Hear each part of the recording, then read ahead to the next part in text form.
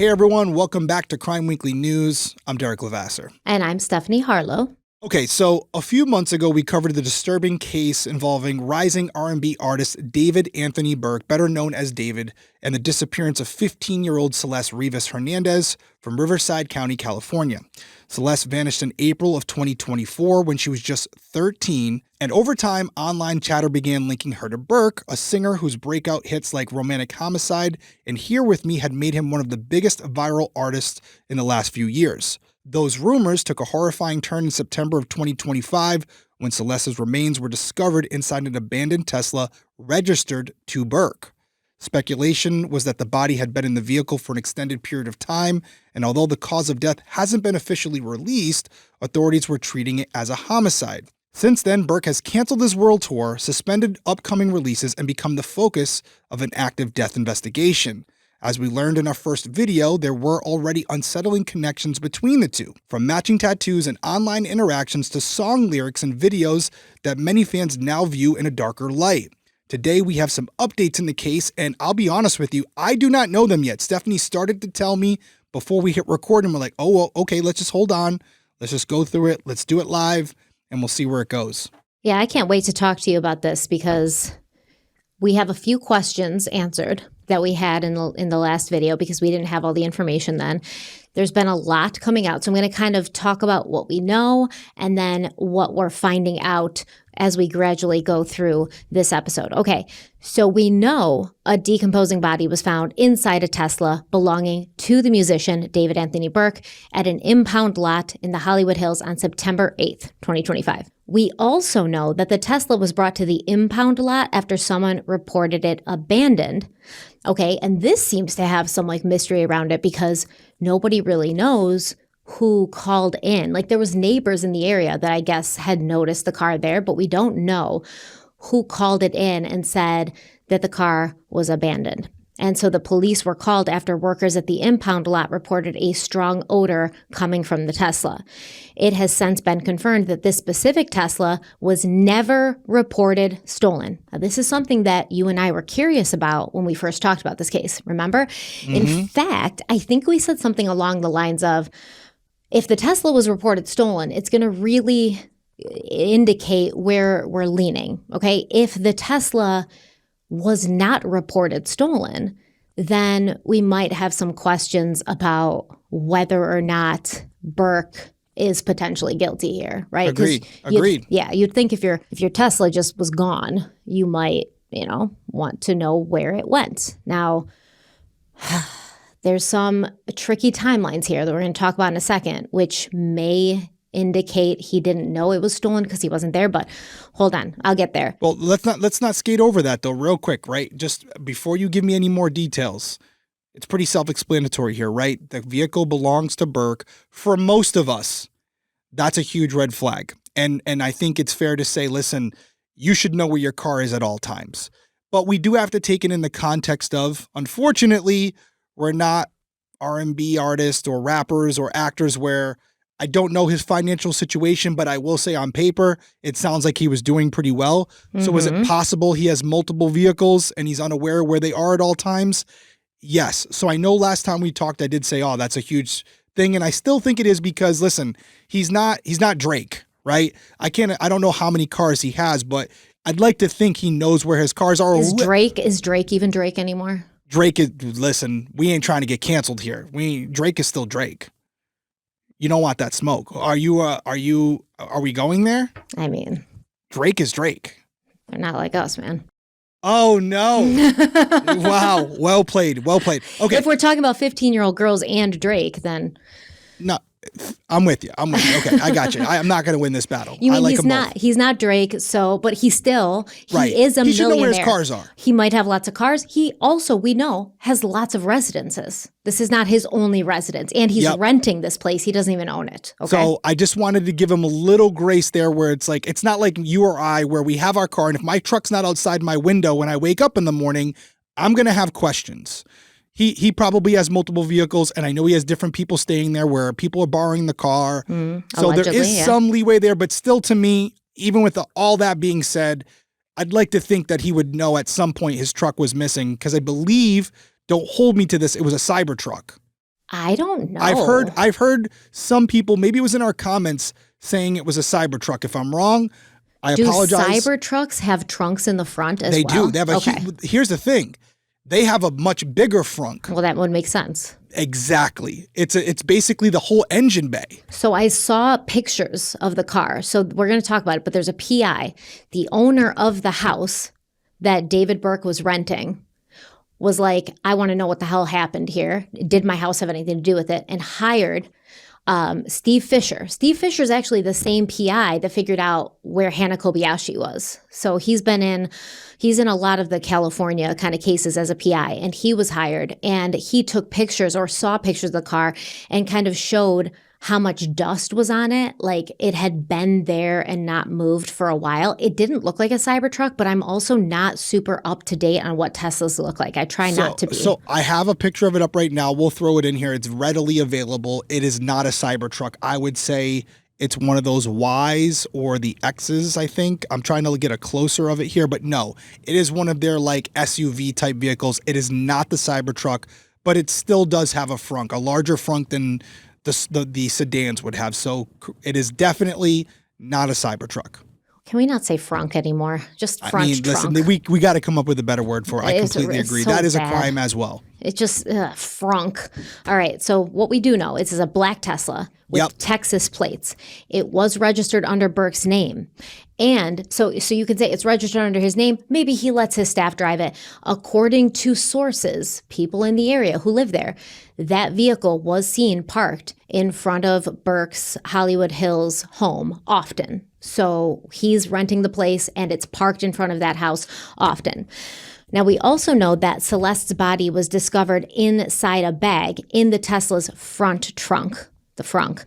The remains were not intact. They were badly decomposed, so much that it took well over a week to identify the body. Now, the remains were eventually identified as 14-year-old Celeste Rivas Hernandez. Remember, she was 13 when she went missing. She would have turned 14 at some point while she was missing. And it turns out Celeste, who was only 13 when she went missing in April of 2024, she had a matching tattoo with David Burke. They both had SHH tattooed on their finger. Shh. You know, like it's a secret. We talked about that. Yep. We also know that Celeste's mother has stated that her daughter had been missing for over a year and Celeste had a boyfriend named David. Now, last time we talked about some of Burke's music, the lyrics, even music videos that may have suggested a connection with Celeste, but now we have more specific reports. Reports that David Burke had written a love song that was never released about someone named Celeste. Now, allegedly, this song was leaked on the internet in December of 2023, and the title of the song at that point, because it was on SoundCloud, it was Celeste_Demo UNFIN. So Celeste Demo Unfinished, basically. And here's the lyrics. Oh, Celeste, the girl with my name tattooed on her chest. Smell her on my clothes like cigarettes. I hear her voice every time I take a breath. I am obsessed. Oh, Celeste, afraid you'll only love me when undressed, but you look so damn gorgeous in that dress. Missing you so much makes me depressed. Those are the lyrics. First of all, it's a little lazy to rhyme undressed with dress, but that's not what we're here to talk about. We're here to talk about the fact that he made a song that was leaked, that was never released, and he says the name Celeste in that song several times, and there's no actual confirmation that the Celeste named in this unreleased song is Celeste Rivas Hernandez. But the detail, it certainly adds another layer of darkness. Damning. Yeah, it's pretty bad. It's not great. It's not a great look. It's not. And obviously we go here again with the I'm obsessed with her, right? I have a sexual relationship with her. I fear you'll only love me when undressed. I don't know if he's talking about himself undressed, her undressed. They're both undressed. There's sex happening. They're talking about sex. And, I'm obsessed with you. I can't stop thinking about you. Missing you makes me depressed. This is a very all-consuming type of feeling. And while movies and books and Disney tales will make you think that that's what love is supposed to be, we know that love like this all-consuming obsessive type of love, it's really not super healthy, and it usually doesn't end well, at least in true crime, which is, real life. It's a story that we hear all the time. It doesn't sound good, like I've said a couple times on paper here. I think that's why everybody initially gravitated toward David for this, because we've seen this story play out before, and it usually has a similar ending. But that's why you investigate every case, because even though it could be close, it may not be the same, and someone could look guilty of something when in reality they're innocent. And that's why we're covering it, because we don't know what happened. And that's why you got to cover all the facts impartially and let the evidence take you where it needs to go. Yeah, I think it's like if a body was found in a car registered to you, but you have no connection to this person. You don't know them at all, never met them, never crossed paths with them. There's no universe that exists where you might have met them. Right. We could be like, okay, I mean, there could definitely be an explanation here. But the more that comes out and the more we're seeing that there probably and definitely was a connection between Celeste and David Burke, it seems less likely that this was a coincidence and another explanation. That's all I'm saying. It goes back to what we were just talking about a couple minutes ago, right? Where if it's one thing, you can chalk it up to an anomaly. And I'm referring to the car, where context matters, right?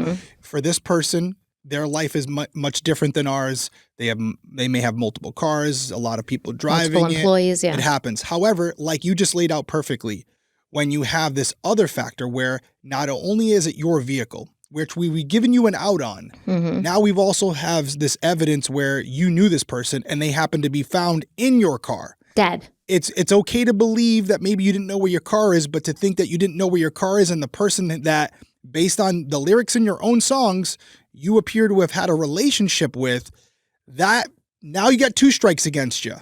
And the evidence is mounting, and that's why we come to where we're at. And the fact that she was 13 years old when the alleged relationship happened would, I don't know, be motive, possibly. Agreed. A reason why you wouldn't want her to speak out against you. Yes, absolutely. But there's more, dude. There's more than what we already talked about, how there could be potential connections between them.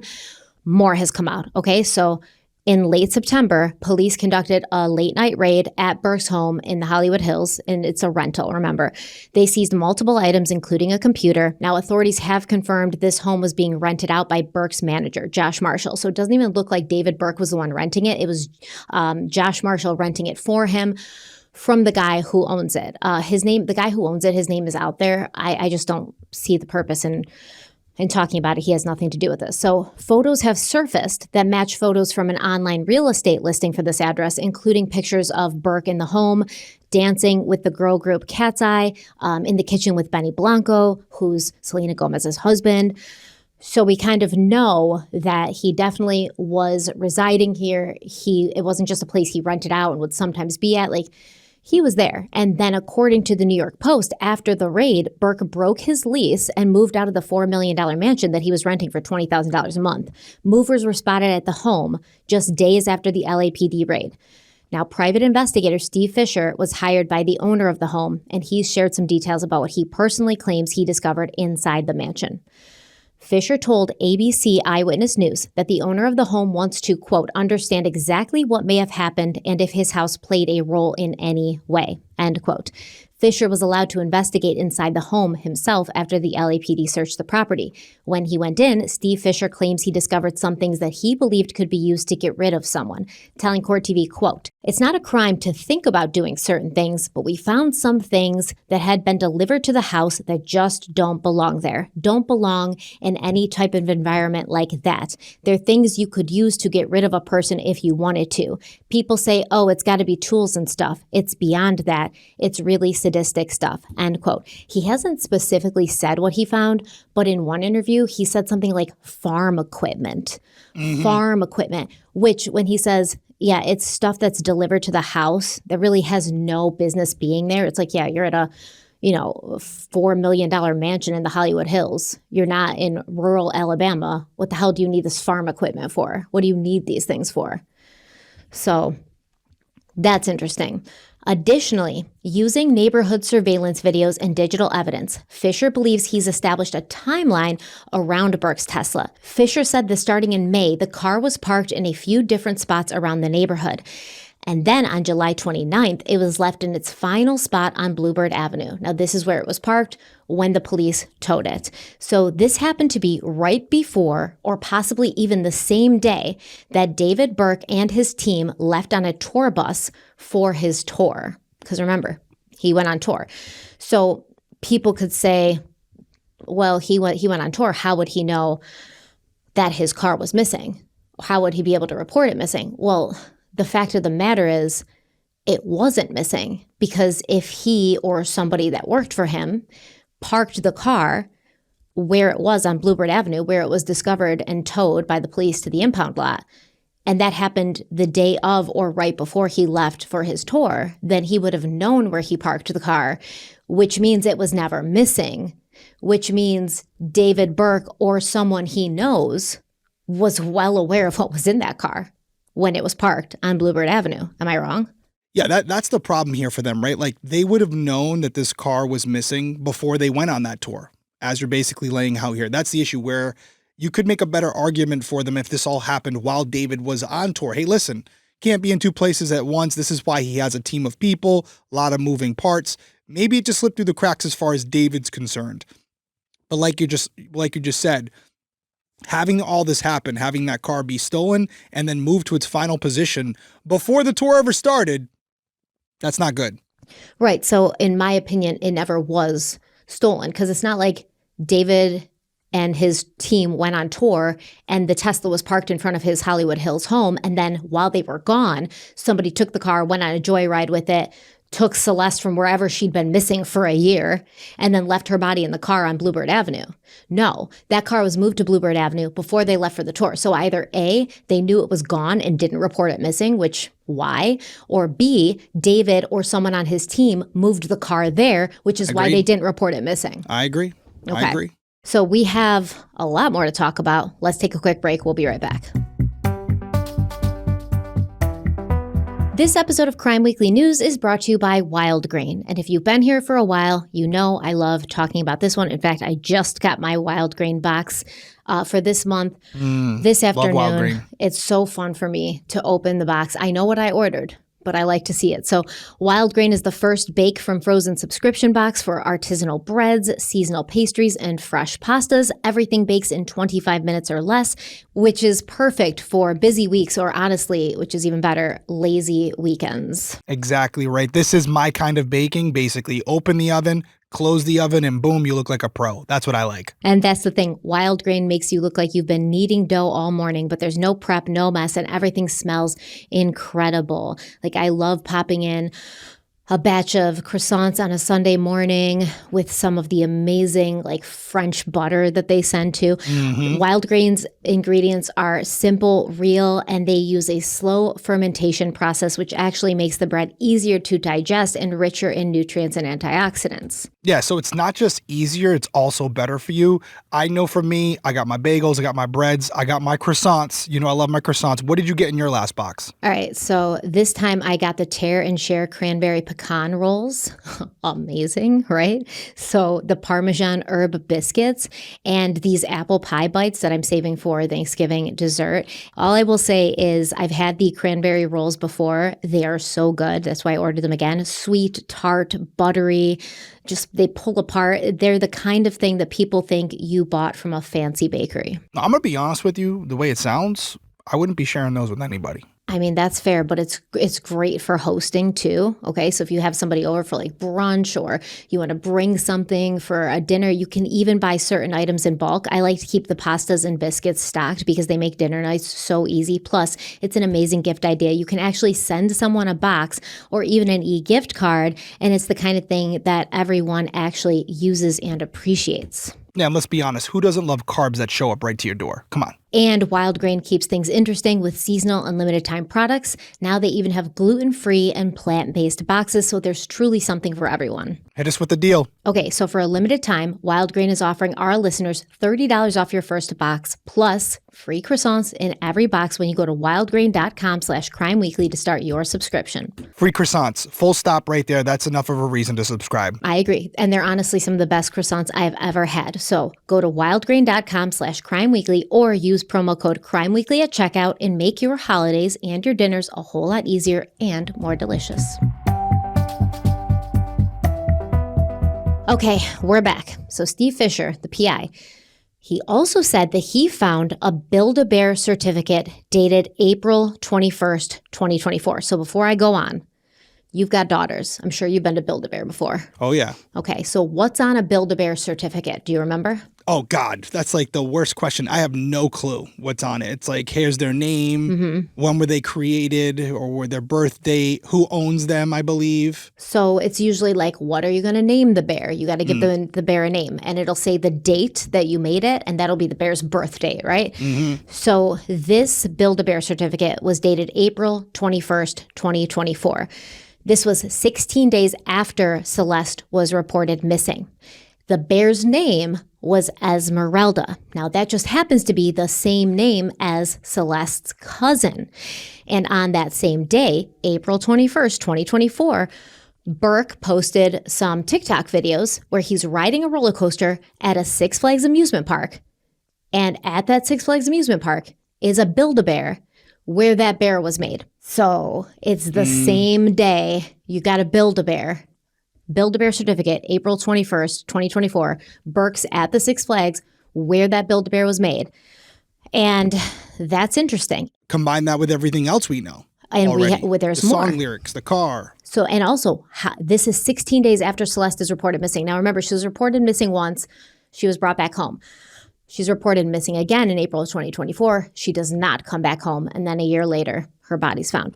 Okay, so Steve Fisher said, quote, "There were people aware of where Celeste was, and they're obviously in contact. They planned this out, and I don't believe this is just a coincidence. I believe that Esmeralda and David were there," end quote. At that Six Flags, he thinks Esmeralda, David, and Celeste were all there that day, 16 days after Celeste is reported missing. Steve Fisher says that Six Flags requires a chaperone that is 21 years of age or older for any guests under 15 years old, which is true. So Celeste was only 13 at that time. Now, Fisher also found that Celeste was at her cousin Esmeralda's graduation. There's a picture of them there together on May 30th, 2024. Okay, so according to her family in a police report, in April, Celeste was reported missing. But then she's at her cousin Esmeralda's graduation the following month. And no one from the family came forward to say that they were aware of where she was. And it's also important to note that the GoFundMe for Celeste's family was organized by Esmeralda, Celeste's cousin. So Steve Fisher told News Nation, quote, "I think there were adult family members there as well, and they should have notified law enforcement that Celeste was located, and then they intervene and find out what's going on, but that didn't happen," end quote. So Steve Fisher saying Celeste's family reports her missing in April, and then she's at Esmeralda's graduation in May, which of course other family members would be there. And at the very least, Esmeralda was there and knew that Celeste was no longer missing, but nobody contacted the police and said, oh, hey, actually, we know where Celeste is. And she was not enrolled in school at that time.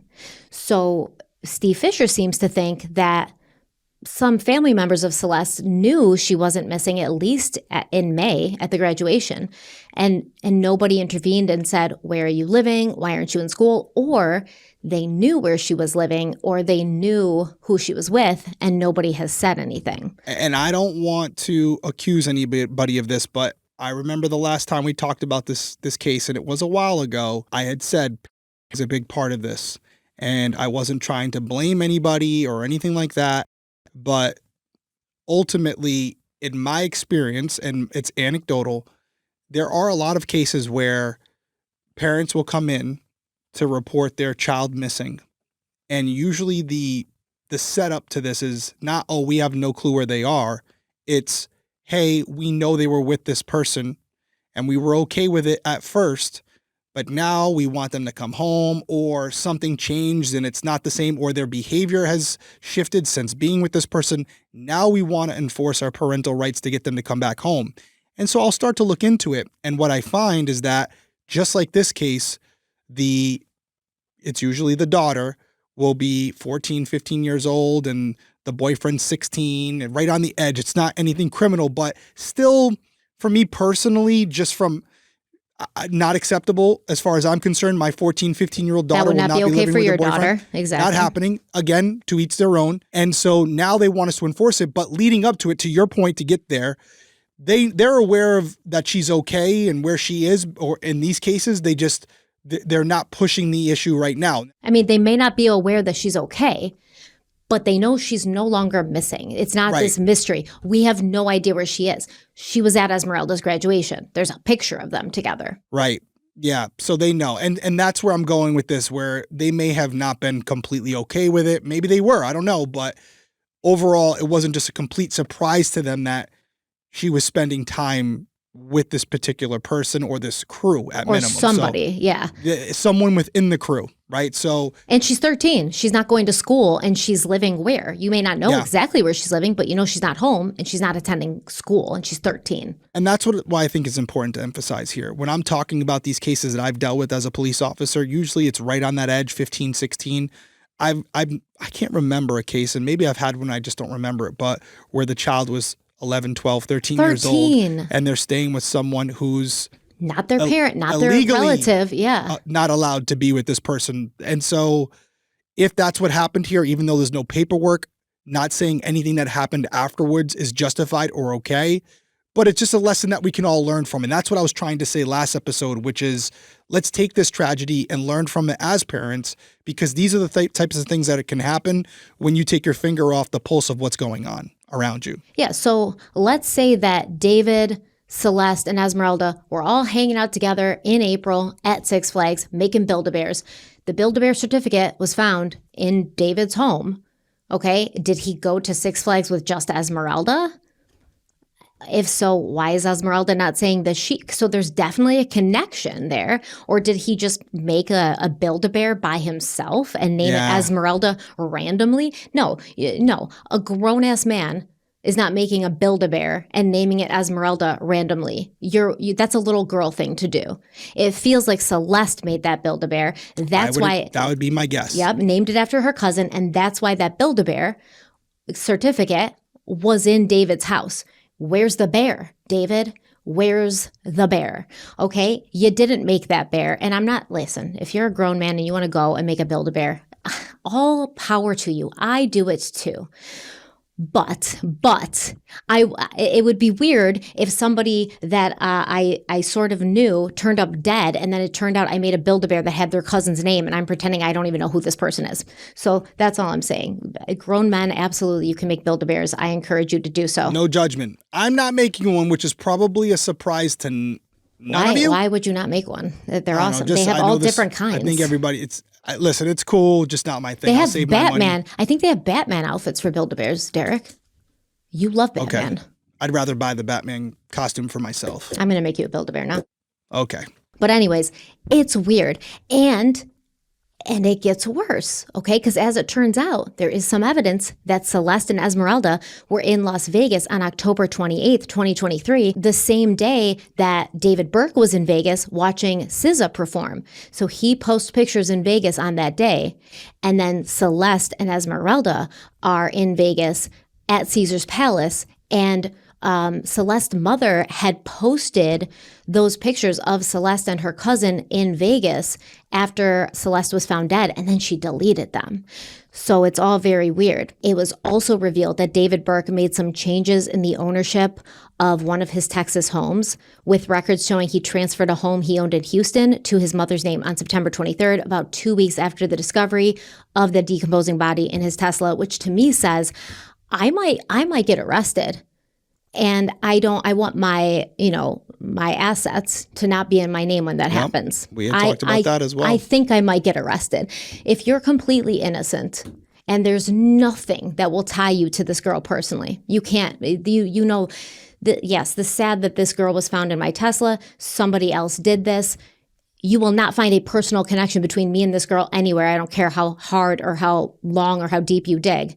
I'm not going to be afraid of getting arrested, but I think that maybe David was, and that says something to me. So we're going to take another quick break, and then we're going to come back and talk about, I guess, the newest statement or the consistent statement that the LAPD is putting out, which is surprising me, but we'll talk about everything and then we'll give our final thoughts. We'll be right back.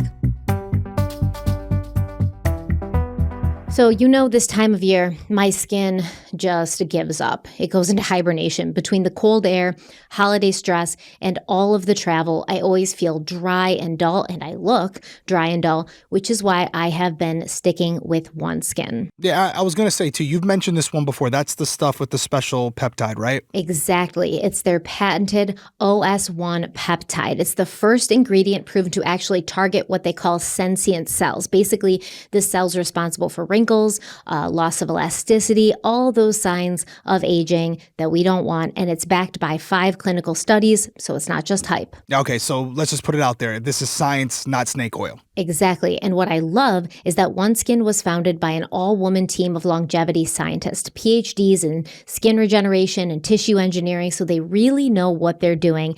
Everything's dermatologist tested, safe for sensitive skin, and even has the National Eczema Association's seal of acceptance. Yeah, and you've been using these products for a while, so what would you say is your favorite? All right, listen, I've said this a million times before. The eye cream is it's second to none. It is the best eye cream that I have ever used. I have it on a subscription now. I like that they send you the refill so you can keep using the same bottle and just pop the refill unit in there, so you're saving on plastic. It's better for the environment. But I will say I'm obsessed with their new Nightly Rewind gift set. It has that same moisturizer that their face moisturizer has, plus a brand new peptide lip mask and a sculpting gua sha tool. It's the perfect holiday gift, especially for anyone who needs a little self-care moment. I'm actually giving a set to my mom and my sister this year. Well, great. Now that you put that out there, I have to get one from my mom too, or she's going to be like, where was mine? Now you have to do it because you said it. And right now is the best time. So for a limited time, you can try OneSkin for 15% off using code CWN at oneskin.co/CWN. After you purchase, they'll ask where you heard about them. Make sure to tell them that Crime Weekly sent you. That's right. That's 15% off at oneskin.co/CWN with code CWN. Go treat yourself or someone you love this holiday season. We're back. So all things considered, the newest, newish updates from the LAPD are puzzling to say the least. As I stated already, the cause of death for Celeste is still unconfirmed, with the police's only statement being, quote, "The Los Angeles County Medical Examiner has not yet determined the cause or manner of death. As such, it remains unclear whether there is any criminal culpability beyond the concealment of her body," end quote.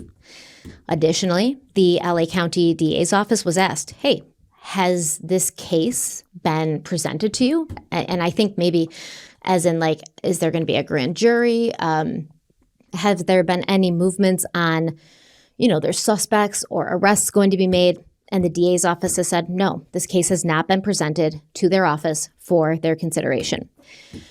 Now, here's another thing. Concealing an accidental death. In California, it's only a misdemeanor. The maximum sentence that someone can receive is up to 1 year in county jail with a maximum fine of $10,000. And this really surprised me. But additionally, in the state of California, failing to report an accidental death is not even a crime.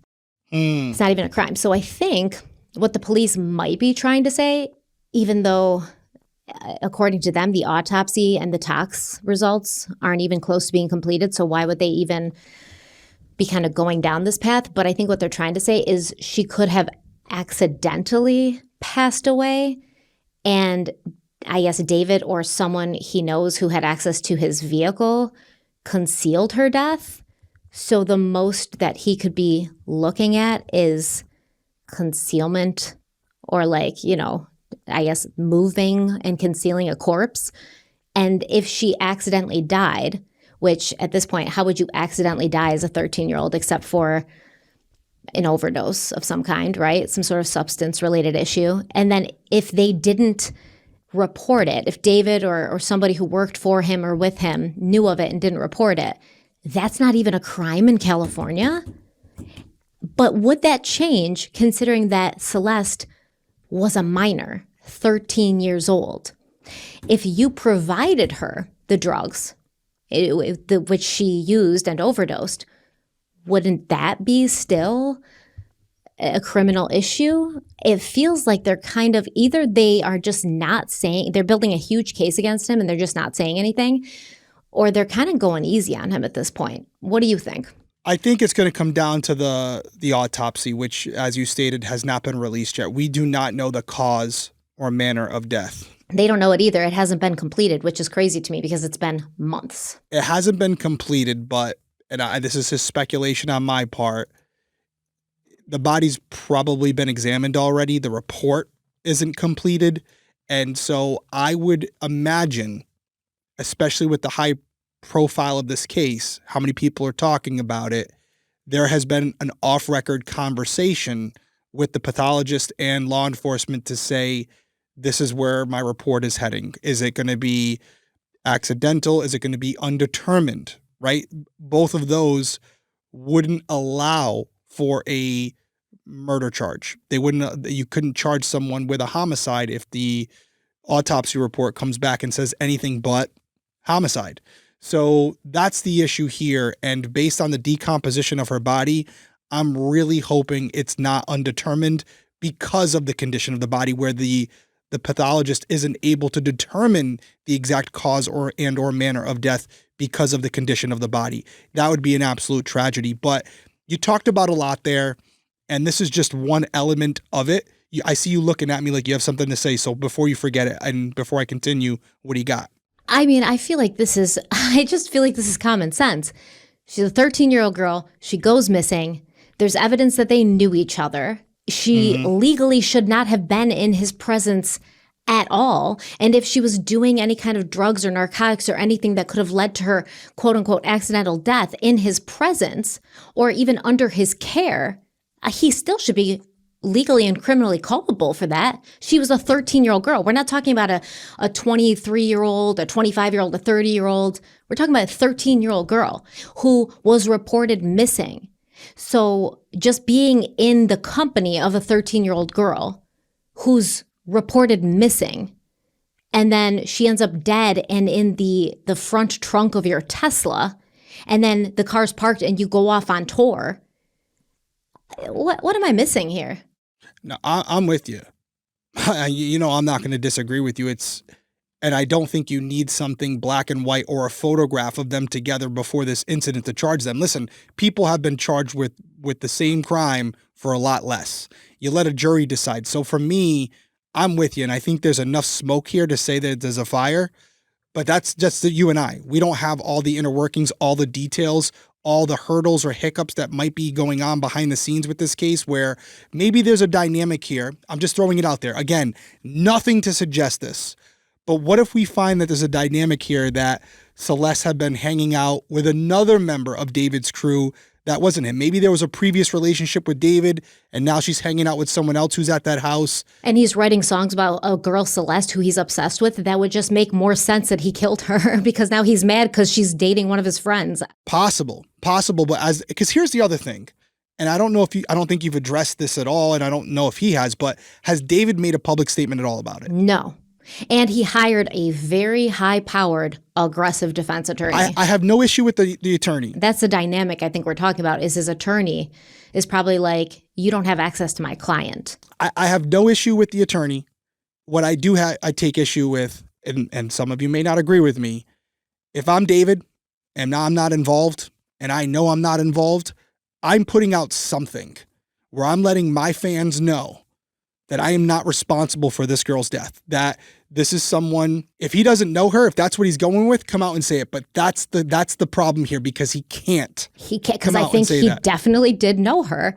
So now you have to explain why you're so close and tight with a 13-year-old girl. Correct. And that's the issue here, because if he really didn't know her and it was someone else, pretty simple, right? Come out and say, I'm going to let law enforcement do their job. I'm going to cooperate fully. I did not know this young lady. I'm sorry for her and her family, and I'm going to do whatever I can to cooperate in this matter to make sure that justice is found in this case for Celeste and her family. He hasn't said a word. Nothing. He's just basically pretending like it hasn't happened, which seems like he's unable to make a statement because anything he says is going to be bad. That's the only thing that I'm taking from it. And that's just me, not as a former cop, just looking at it from the outside. If you have a defense attorney, have them type you up something where you can at least put some fires out, whether it's from a legal standpoint or just from a professional standpoint of, you have to still have a career after this. You're an up and coming musician, you have a long future ahead of you. If you can navigate this, if you had nothing to do with it, it would behoove you to come out and make a statement and at least clear yourself publicly. So the fact that after all this time, he still hasn't said anything, to me, just looking at it from the outside, looking in, it sounds like there are definitely some ethical dilemmas here where his attorneys are telling him, you really can't say anything, David, because there's multiple landmines we have here, and you can't come out and lie, because if you do, that statement will be used against you by the law enforcement to say you're lying, and now we have to wonder why. So the fact that he hasn't said anything at all, as much as I tell all of you, if you're ever in a similar situation, get an attorney. If you're a high-profile figure like this, by this point, you should have made some type of public statement. But he can't, because to make any type of public statement, I didn't know her, we'll find out that's false. Allegedly, but I agree with you. Yes. I was just like an older brother to her.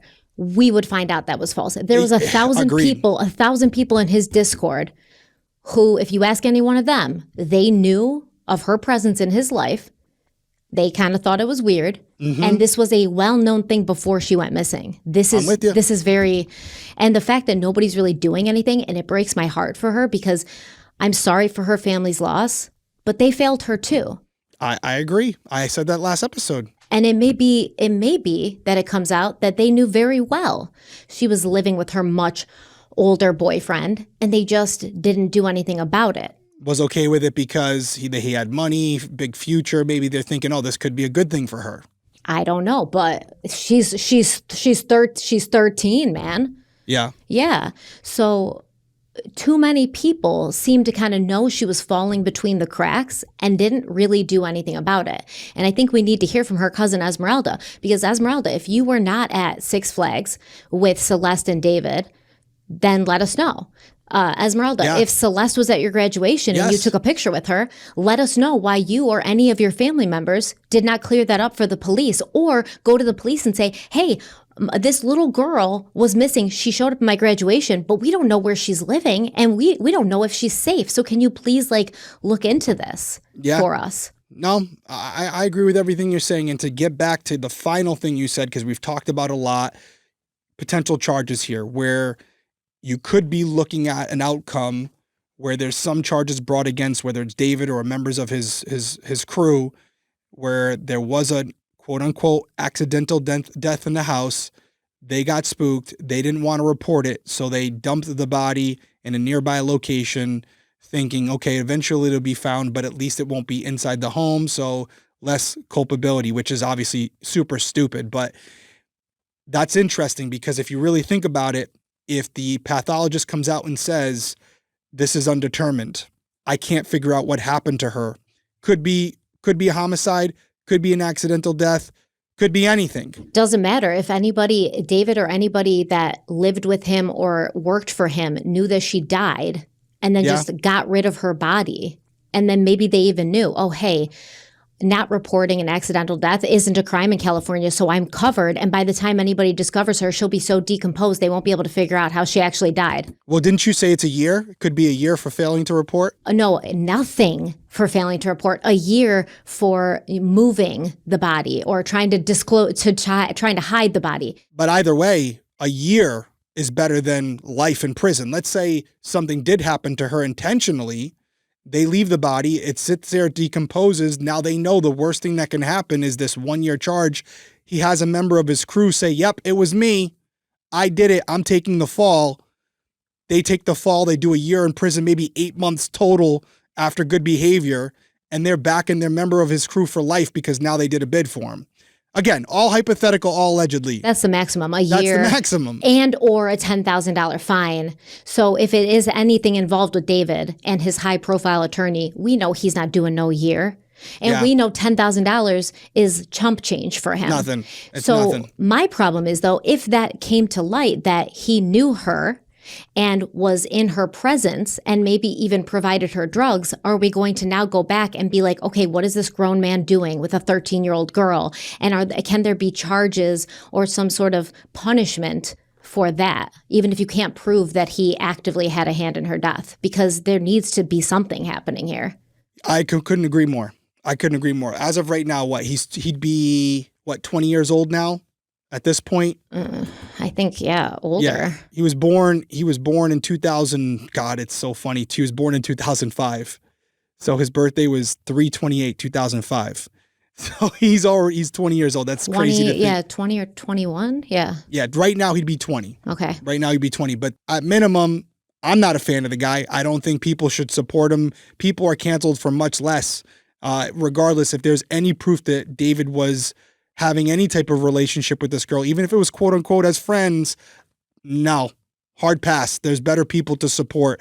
But I truly do believe this case is going to come down to the pathology report.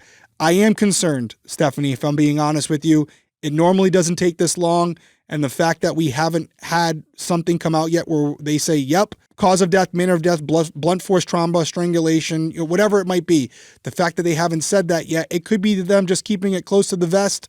But I am concerned that they're trying to build a case with a potential undetermined ruling, which is tough. Well, this is also, it's the LAPD and it's LA County. I guarantee you their labs and all of their autopsies and things, they're so freaking behind on this stuff. It's this one's going to be moved bad to the top of the list, though. Apparently not. Unless they're just trying not to put it out there, because if David's team knows that they got nothing, even less of a reason for them to cooperate. Yeah, I mean, it kind of feels, I don't know. Let us know what you guys think. This is a tough one. I mean, ethically, we already know the answer. We don't need to wait. Ethically, I do completely think, unacceptable. I think he knew. And to be honest, he went on tour. Okay. She's been missing for a year. Where was she since she was reported missing in April of 2024?